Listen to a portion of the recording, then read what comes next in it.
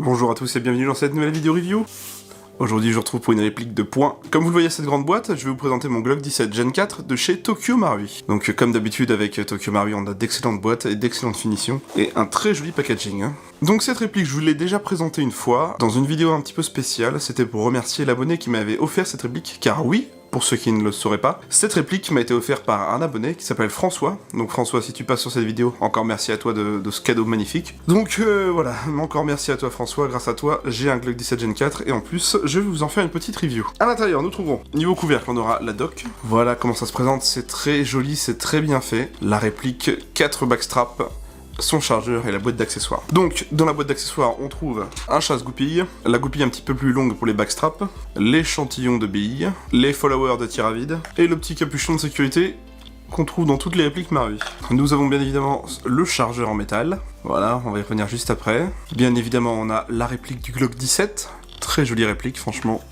Donc faut savoir qu'à l'heure actuelle où je fais la vidéo, je m'en suis déjà servi. Donc on peut voir qu'il est déjà un petit peu, notamment marqué ici sur la glissière avec à cause de mon holster rigide. J'ai pas souhaité cette réplique pour qu'elle reste dans sa boîte toute neuve quoi. C'est un peu dommage d'être déjà marqué, mais bon, c'est comme ça. On trouve une tigette de nettoyage des bourrages dans le fond de la boîte, forcément les backstraps. Donc deux avec queue de castor 200, donc on a à chaque fois un médium et un large, sachant que sur la réplique de base ou sur l'arme, cette poignée ici est la plus petite des poignées, en fait, on a une médium et une large. Notez que la boîte nous présente le RMR de chez Tokyo Marui. Bon, il n'est pas fourni dans la boîte, mais on nous le présente quand même. Et voilà donc la réplique en gros plan. Plutôt jolie, franchement très très sympa. J'aime beaucoup les répliques Tokyo Marui, vous le savez, je suis un grand fan de Marui. C'est ma première réplique de points à Tokyo Marui pour le coup, et je regrette absolument pas quand je vois les performances de tir de cet engin. Je suis tombé amoureux des répliques Marui quand j'ai eu le Glock 17 Gen 3 dans les mains par Guillaume, et quand j'ai vu ses performances d'origine, je me suis dit, ah ouais d'accord en fait. Je comprends mieux pourquoi on délaisse un petit peu Marui pour ses finitions plastiques, mais qui par contre ont des grosses performances d'origine. Et c'est là que j'ai fait la différence. Je vais vous le mettre comme ça et je vais vous parler de l'arme réelle. Le Glock 17 est un pistolet semi-automatique conçu et fabriqué depuis 1980 par l'entreprise autrichienne d'armement Glock pour les forces militaires et les services de police. Il existe à ce jour 5 générations de Glock 17. La marque, jusqu'à l'arrivée de la 4ème génération, n'utilisait pas ce terme, puisqu'il y a eu en fait des dizaines de générations de pistolets Glock. Tous les ans, voire plusieurs fois par an, un détail changé, une amélioration sensible était apportée, si bien qu'il est presque impossible de toutes les énumérer. Néanmoins, on peut noter 5 grandes phases de modification, d'où l'apparition à partir de la 3ème du terme de génération. Le terme est devenu si populaire que la marque a fini par l'utiliser pour désigner la 4ème série d'évolution du pistolet Glock, qui est devenue officiellement la 4ème génération.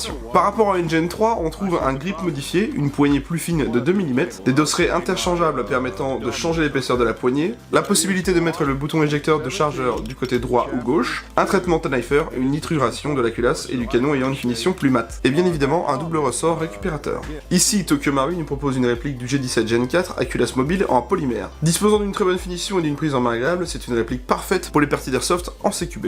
Voilà donc pour l'arme réelle. On va regarder un petit peu son manuel. Comme d'hab, tout cela est emballé dans une pochette, je l'ai pas encore fait, il est complètement d'origine. Comme d'hab, on a plusieurs petits fascicules, des instructions de sécurité, voilà, en japonais uniquement. Donc là, on a un feuillet supplémentaire avec le plan éclaté de la réplique et les pièces, des petites cibles d'entraînement, des papiers de sécurité encore en japonais comme d'habitude. Et nous, on va vraiment regarder le manuel. Alors le manuel, donc forcément, comme je le dis à chaque fois, un manuel uniquement en japonais, mais très bien expliqué avec des schémas, vous voyez. Ça part du simple démontage, du simple entretien, du simple garnissage de billes, au démontage complet de la réplique pour faire des réparations ou même changer quelques pièces. C'est toujours très bien fait, c'est très bien illustré, franchement.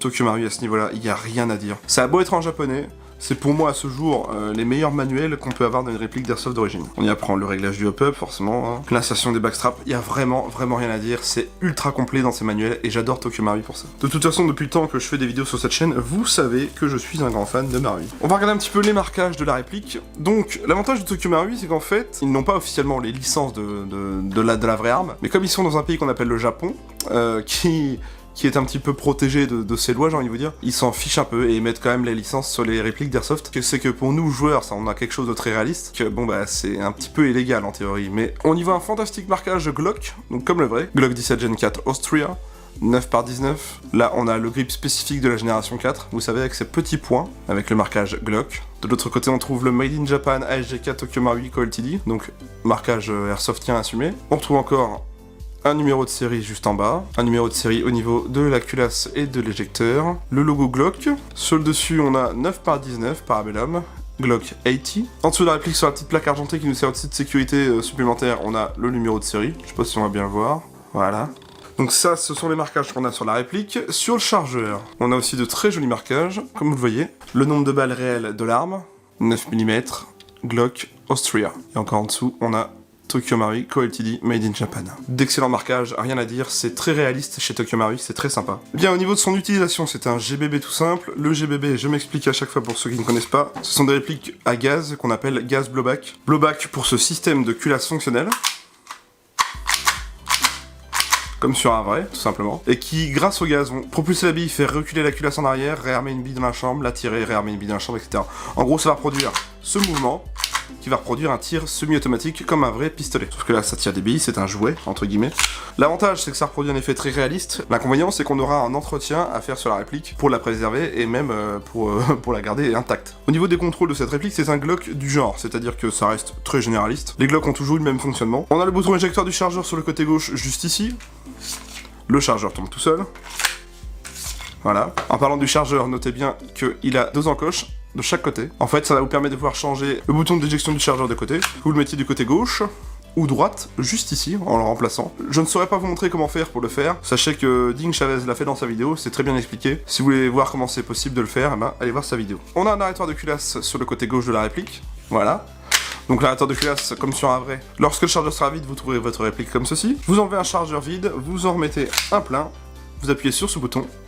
Ça réarme la culasse et vous êtes prêt de nouveau à tirer. La sécurité sur les Glock, c'est un petit peu particulier. Donc sur la réplique d'Airsoft, on en a 2. Sur la vraie, il n'y en a aucune, voire une seule. On appelle la Safe Action. La Safe Action, en fait, c'est une sécurité à double détente. Vous voyez que sur la détente, juste ici, on a une petite pièce en plus. Si on n'appuie pas parfaitement sur cette pièce, vous voyez que je le fais exprès, on ne pourra pas actionner le tir par contre, lorsqu'on appuie bien dessus. On a le tir. Je vous ai dit qu'on avait une sécurité supplémentaire sur la réplique parce qu'en fait, Tokyo Marui a mis une sécurité en plus. Bon, sur le vrai, c'est pas du tout fonctionnel. Cette petite plaque juste ici va vous permettre de pouvoir mettre une sécurité en la poussant vers l'arrière, comme cela. Et là, nous bloquons complètement la queue détente. On pourra même pas l'actionner. Donc on la désactive. Et là, on aura le tir. Voilà. Les organes de visée sont de ce style-là. Un cran de mire en U avec un guidon point blanc. Très bien fait. Franchement. On trouve un rail sous le dessous de la réplique pour y mettre un laser ou un accessoire, une lampe, hein, quelque chose du genre. Au niveau du démontage et de l'entretien, on va retirer le chargeur. On va utiliser le bouton sur la gauche au bout de mon pouce ici et celui-là sur la droite. On les tire en bas en même temps et on pousse la glissière vers l'avant. Donc là on a démonté la réplique. Donc là on a la partie haute avec le nozzle, etc. Le double ressort récupérateur. On y voit un petit peu le bloc up, on va voir ça après. La partie basse de la réplique, voilà. Pour continuer le démontage, on enlève le ressort récupérateur. Voilà, donc là on y voit le double ressort récupérateur. Hein. Plutôt bien fait, comme sur le vrai finalement. Hein. On éjecte le canon du nozzle. On a le canon externe avec le block up. Block up qui est très spécifique, différent de ce qu'on avait sur les anciennes générations. Là on retrouve le nozzle avec le joint à bien lubrifier. Alors chose intéressante, ici au niveau de la glissière, à ce niveau là en fait, c'est ici qu'on a l'arrêteur de culasse qui vient faire son fonctionnement. Ils ont mis un renfort en métal qui va permettre d'éviter que la longue avec l'utilisation, l'arrêteur de culasse n'abîme la culasse en plastique et vienne faire de la casse. Donc c'est plutôt bien vu d'avoir mis un truc comme ça. Donc voilà pour le démontage et l'entretien, c'est vraiment pas compliqué. C'est tout simple, c'est du Glock standard. Hein. De la très bonne mécanique en général. Pas besoin de faire de grosses modifications d'origine, loin de là, au contraire, c'est très fonctionnel d'origine, et c'est vraiment ça qu'on demande à Tokyo Marui, surtout pour le prix. Alors, pour le réglage du hop-up sur cette réplique, c'est plutôt bien vu ce qu'ils ont fait.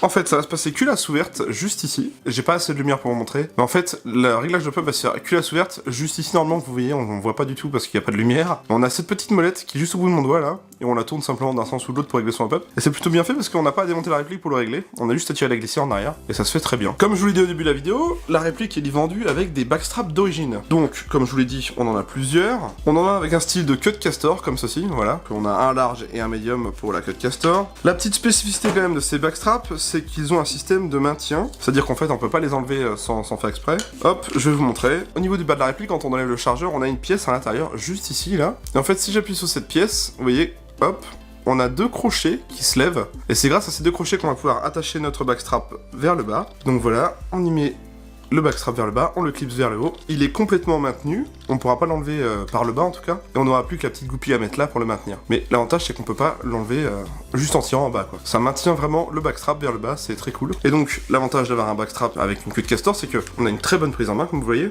et on risque pas de se blesser avec la glissière quand elle recule. En fait, on risque pas de se la prendre dans l'interstice des deux doigts là. C'est vraiment bien pensé, et le système d'attache du backstrap est vraiment super bien pensé. Donc l'avantage de cette réplique, c'est que quand elle est livrée d'origine, vous avez différents types d'adaptations à la morphologie de votre main. Pour ceux qui ont des grosses paluches comme moi, c'est très bien. Pour ceux qui ont des petites mains, c'est très bien aussi. Alors, au niveau des matériaux de cette réplique, c'est là tout un débat avec les joueurs d'airsoft en général. Pour faire simple, Tokyo Marui fabrique ses répliques d'airsoft de poing en plastique. En polymère si vous préférez. Donc ça veut dire qu'en fait là, donc déjà le Glock en vrai est en composite de polymère sur toute la partie basse de la frame. Mais là sur la réplique d'Airsoft, Tokyo Marui en tout cas, tout est en plastique. La glissière et la frame sont en plastique. Le chargeur, lui, est en métal, forcément. On a quand même quelques petits éléments en métal, sur la réplique en tout cas. Les éléments mécaniques, tout ce qui est démontage, etc. Quelques pièces internes de la mécanique, forcément. L'arrêteur de culasse, enfin plein de choses comme ça.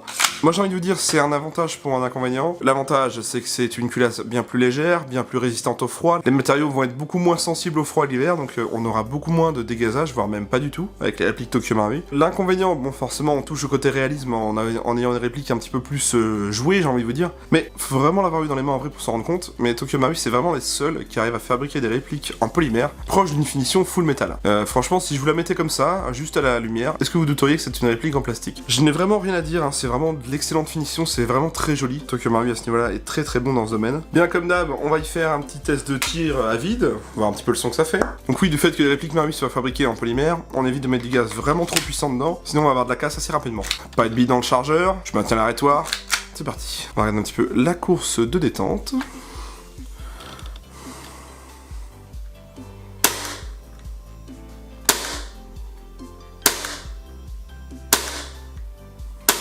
On arrive au bout de la course de détente à ce niveau-là. C'est très prononcé, on le sent très bien, franchement. Et après, ça part tout seul, quoi.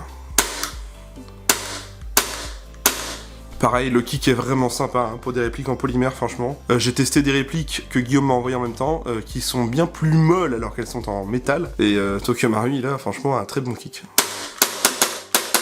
Très bon blowback, très percutant, très fonctionnel. Franchement, rien à dire.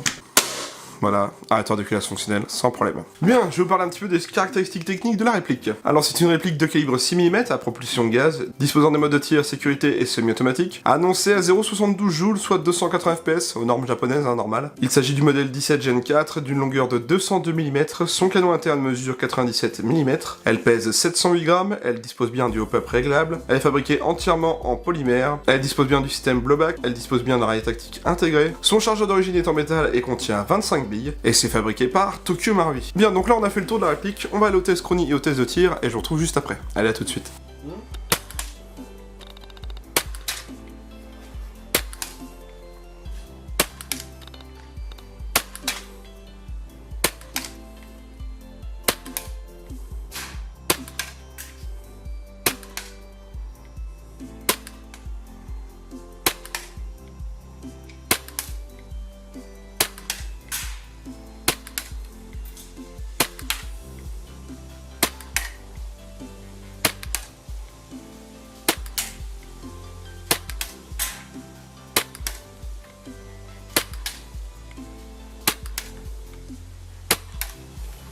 Test de tir du Glock 17 Gen 4 Marui.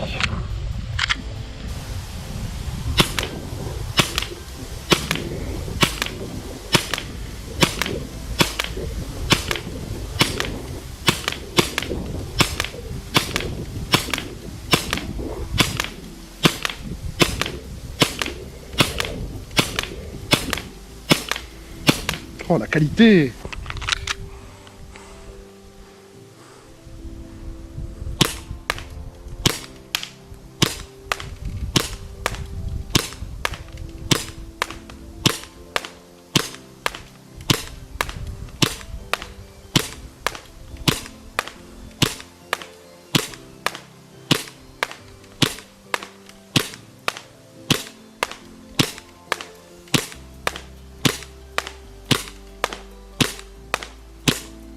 Oh là là.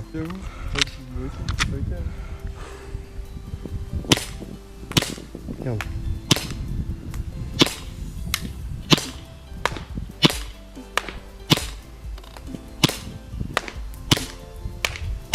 Merde.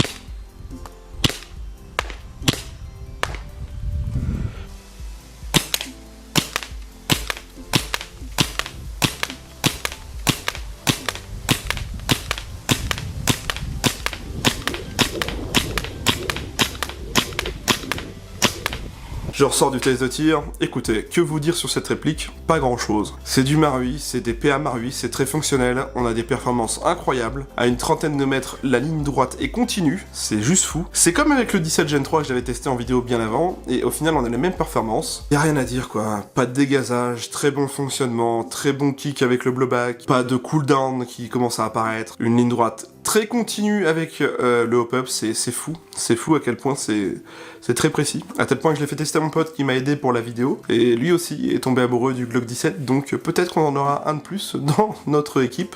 Si vous êtes très hésitant sur les répliques de points Marui, ne vous posez même plus la question, foncez, c'est hyper fonctionnel. De toutes celles que j'ai eues dans les mains, je n'ai jamais été déçu. Si vous hésitez, craquez, clairement craquez, prenez-vous-la, elle est géniale. Parlons de la chose qui fâche dans l'airsoft, le prix. Alors c'est une réplique Tokyo Marui, hein, comme vous le savez. Et Marui ce n'est généralement pas abordable, hein, c'est pas les répliques d'entrée de gamme. Pour cette réplique, vous débourserez en moyenne 190 € sur des différents shops français. Ouais, c'est cher, mais pour une réplique de points c'est cher. Je vous l'accorde, mais je tiens quand même à rappeler que c'est du Marui, on a des performances incroyables, on a une fiabilité de dingue, ça tire exceptionnellement bien, c'est même plutôt incroyable à vrai dire. Est-ce que ça vaut le coup d'y mettre le prix? Oui. Pour vous faire une petite anecdote, Vince, qui est mon mécano perso, dispose d'un Glock 17 Gen 3, pareil, même fabrication, entièrement en polymère, etc. Et ça fait une dizaine, voire peut-être même une quinzaine d'années qu'il a, et il fonctionne toujours autant sans n'avoir jamais eu de problème. Bien, on arrive donc à la fin de cette vidéo. Si ça vous a plu, n'hésitez pas à venir vous abonner à ma chaîne YouTube. Pensez bien à activer les notifications, c'est grâce à ça que vous verrez quand je ressors une nouvelle vidéo. Je dispose également d'une page Facebook qui vous permet de voir mon actualité hors vidéo, donc les petits contenus communautaires, les petites photos que je poste sur ma page Facebook, etc. Venez, le lien est en description. Si vous souhaitez venir échanger d'airsoft, venez sur mon Discord, le lien est dans la description. C'est gratuit, c'est un petit truc sympa où on parle entre membres et fans d'airsoft. Si le contenu de cette vidéo vous a plu, n'hésitez pas à me mettre un petit pouce bleu, ça me permettra de voir si le contenu vous a plu ou pas. Si vous avez envie de vous prendre cette réplique, n'hésitez pas, je vous mets un lien dans la description qui vous permettra de la trouver facilement. Si vous aimez mon travail et que vous souhaitez y contribuer ou même améliorer ma chaîne, je vous invite à me laisser un petit don sur ma page Utip. Ce n'est pas obligatoire, c'est pour tous ceux qui souhaitent le faire et ceux qui l'ont déjà fait, qui m'ont demandé de créer un compte Utip. Le lien est dans la description. Cette vidéo est dès à présent terminée, merci à tous de l'avoir regardé, prenez soin de vous, portez-vous bien, et à vendredi soir pour une prochaine review. Allez, salut!